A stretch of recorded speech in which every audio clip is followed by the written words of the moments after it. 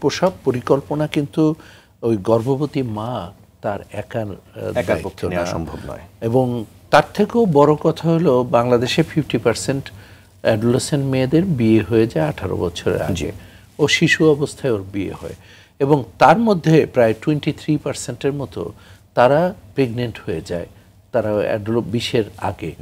আমরা বলি যে 20-এর আগে যদি কোনো সন্তান হয়, কোনো মা প্রেগনেন্ট হয়, তাহলে সেখানে মাতৃমৃত্যুর ঝুঁকি বেশি থাকবে, শিশু মৃত্যুর ঝুঁকিও বেশি থাকবে। সেইটা তো গেল একদিকের কথা। এবং দেখেন ওই অ্যাডোলেসেন্ট মেয়েটি যখন প্রেগনেন্ট হয় তার পরিবারের উপরে তার ইনফ্লুয়েন্সও বা কতটুকু। কিন্তু আমরা বলি যে একটা প্রেগনেন্ট মার জন্য একটা সমন্বিত পরিকল্পনা দরকার, এবং অন্য অন্য যে পরিবারের সদস্য আছে তাদের পার্টিসিপেশন দরকার, তারা ডিসিশন মেকিংয়ে আসা দরকার, এবং তাদের কোঅপারেশন দরকার। দেখেন আমরা সবসময় বলি যে একটা প্রেগনেন্ট মা কমপক্ষে 4টা এএনসি সার্ভিস, WHO বলে 8টা, আমরা বলেছি যে না, যদি নিদেন পক্ষে 4টা হয় তাহলে তো হবে।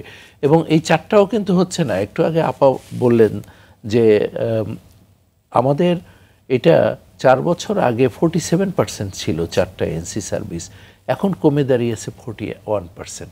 এটা একটা দুশ্চিন্তার বিষয়, এবং এটা হচ্ছে তো সেইখানে 4টা এএনসি সার্ভিস পরিবারের সবাইকে এবার এ ব্যাপারে তাদের সিরিয়াস থাকতে হবে যে কমপক্ষে 4বার প্রশিক্ষিত সার্ভিস প্রোভাইডারের কাছে গিয়ে এএনসি সার্ভিস অথবা ডক্টরের কাছে গিয়ে এএনসি সার্ভিস নিতে হবে। সেটা 1 নাম্বার।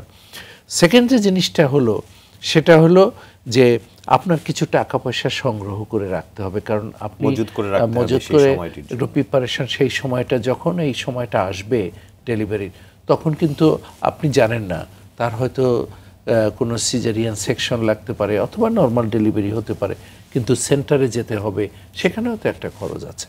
এটা হলো সেকেন্ড যেটা বললাম। থার্ড যে জিনিসটা হলো একটা ট্রান্সপোর্টেশনের অ্যারেঞ্জমেন্ট করতে হবে। সেই ট্রান্সপোর্টেশন কিন্তু এরকম দরকার নেই যে আপনার মোটর ভেহিকেল হতে হবে, আপনি একটা ভ্যানও রেডি করে রাখতে পারেন, যাতে করে প্রসবকালীন সময়ে, প্রসবের আগে যখন প্রসব সময়টা আসবে তাকে যাতে করে সেন্টারে নিয়ে যেতে পারে, সেইটা একটা দিক।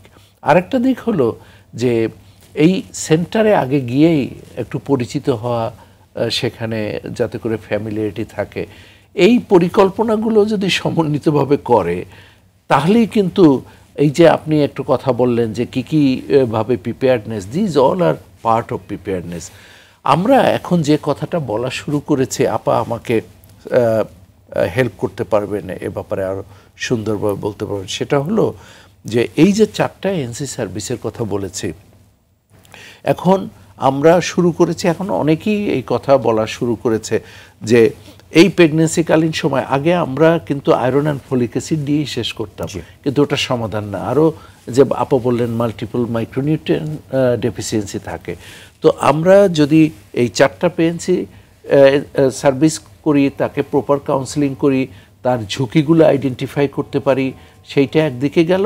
আর সাথে সাথে এই মাল্টিপল মাইক্রোনিউট্রিয়েন্ট সাপ্লিমেন্ট যদি দিতে পারি, সাথে ক্যালসিয়াম, কেন ওখানে ক্যালসিয়াম নাই, এইটা ইটস এ কম্প্রিহেন্সিভ একটা প্যাকেজ অফ প্রেগনেন্ট মাদার। এইটাকে আমাদের পরিবারের সবাই মিলে এটা করতে হবে, যারা সেটিকে অবশ্যই ইনশিওর করা উচিত, যারা স্বাস্থ্য সেবা দেয় তাদেরও ইনশিওর করার জন্য প্রচেষ্টা চালাতে হবে।